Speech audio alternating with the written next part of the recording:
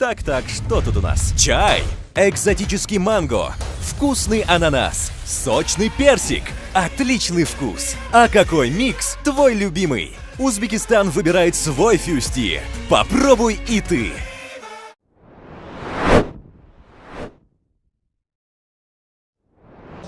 Jamoalar stadion tomon, maydon tomon yo'l olishda Eldor Shomurodov hamda Virgil van Dijk sardor sifatida o'z sheriklarini boshlab tushyapti. Mana bu tabassum bilan, o'ziga ishonch bilan tushib kelayotgan Abbosbek Fayzullayevga ham ko'p narsa bog'liq.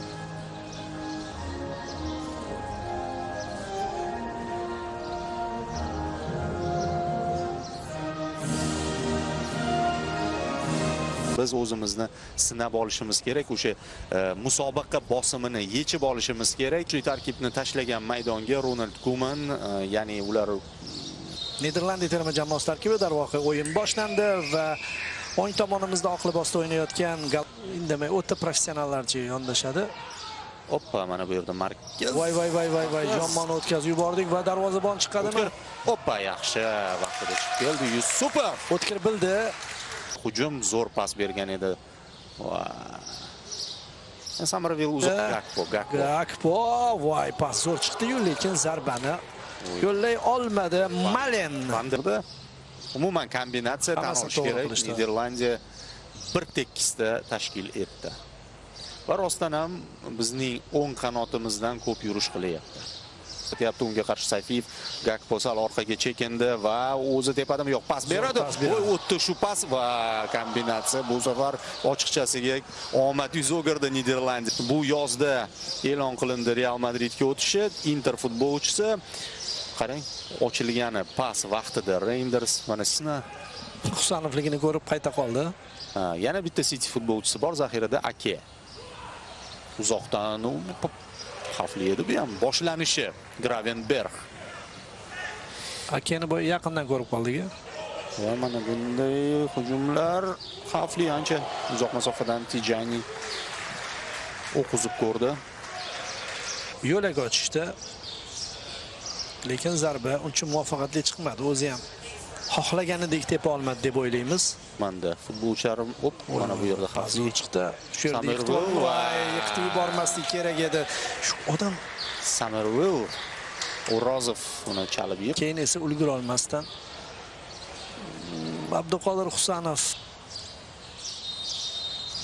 ruxsat. Sal qoldi. Qaytargandi-yu, faqat yarimta gol bo'ldi. Chunki darvoza yarimta nimada deb aytib o'tildi boya. Shu pozitsiya. Yo'l-yo'laki o'tkir Reakemp, Ashurmatov, Mazgavoy zo'r markazga Sayfiyev to'pni to'xtatdi, zarba yo'lladi. Himoyachi qaytaryapti.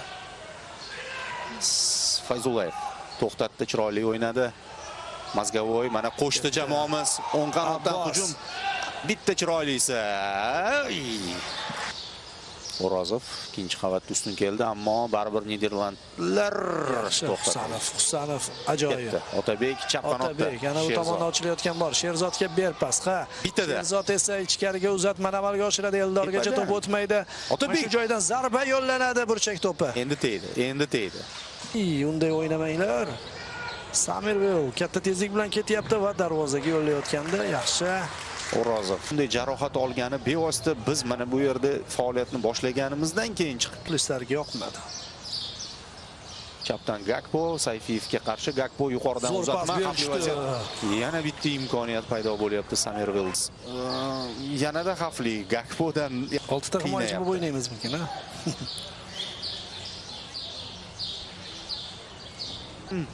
Uzatma, ikkinchi qavat, O'rozov yutib chiqdi va u yog'iga qarshi hujum bo'lishi mumkin agar to'pni egallab olsak. Eldor Shomurodov to'xtatdi, narigi qanotda ham bor variant. Doston Abbosni tanladi. Doston ochilyapti, pas Eldorning o'ziga o'ng qanotda yaxshi imkoniyat bor. Doston Hamdamov tezlikni oshirishi mumkin, jarima maydonchasiga kirib bordi, aldadi. Ketib qoldi bu tomonga. Yo'q. O'sha 9 bo'lib ko'ringan demak. Mana shu orada pas berib yuborish kerak edi menimcha, chunki Mazgavoy kirib borayotgan edi. Ya'ni yana bir imkoniyat, Bromby. Offside. O'ynadi. o'zi Brobbi jismonan baquvvat va haligi yorib o'tdi. Aytyapman, Niderlandiya deyarli APL terma jamoasi. Kongoyev navbatdagi hujumni tashkil etmoqchi. Zo'r ketdi. Jamshid. Ana o'sha pas, super pas edimi? Yigar. Boshladi. Tidan so'kish eshitgan. Bu Doston. Voy to'p qo'l. Hey, Penalti. bu tarafga ham yaqin masofa deb qaralsa. mana Ichkarida Til. Mana yaqqol penalti. Mana varni ko'ryapti menimcha. Lekin ikkinchisi mana bu penalti. Urib yuborganicha. O'zi berish kerak. Ikkinchisiga olish kerak-da uning uchun. Mana bu takroriy lavhani. Juda hozir tahlil bob, ilmiy anjuman bo'lib. Umrbod eslab yuramiz. Penalti. Sariq kartochka. Qizil. Ana. Yaxshi. Qizil ham ko'rilgan ekan. Hali g'alaba uchun o'ynab qoldi. Penalti, jarima va qizil emasmi? Yo'q, qizil beradi. Yo'q, Chunki o'yma. Mazgavoyda ham bor zarba. Ikkilanishdi. Mazgavoy 3 kishi hozir tayyor. Otabek zarba. Kuchga urg'u berdi. Doston shu yerdan yoqin kombinatsiya. Mazgavoy. Yaxshi imkoniyat. Igor!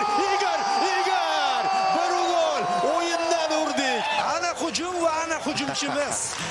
Igor epizodni topda bitta teginishda hal qildi o'z uslubida. Qoyil. Himoyada yo'qlarni chiqarib olaylik do'stlar, to'g'ri tushunasiz? Ya bu arziydi. Ajoyib. Yo'q, offside. Zo'r.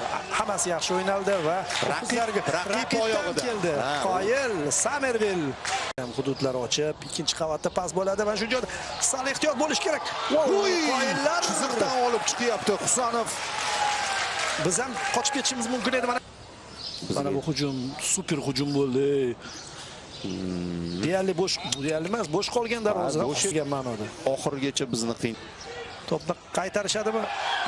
Penalti. Oxirgi daqiqalar shu kerak emas edi. Nima bo'ldi bu yerda? Rustam Ashurmatov xatoga yo'l qo'ydi raqibiga nisbatan. Shu tugayotgan o'yin Qo'shib ko'raylikchi. O'sha yerda. Ikkitalar, Rustam emas, u yerda Abduqodir O'tkar. Zarba yo'llandi va noto'g'ri tepdi deyapti. Joyida tayanch oyog'i ko'tarilib ketmadimi oxiri? Mana bu yerda hop. Va biz 1-2 hisobida o'rtoqlik uchrashuvini boy beryapmiz Niderlandiyaga qarshi. Ikkita penalti, biz esa oxirida o'yindan to'pni darvozaga kiritishga muvaffaq bo'ldik. Ekan mayli. Jumfries bilan Otabek Shukurov munosabatlariga oydinlik kiritishyapti. Kuman bilan Cannavaro esa bular o'ynadi. Foydaga xizmat qiladigan o'yin. Tayyorgarlikning final bosqichiga yetib keldik.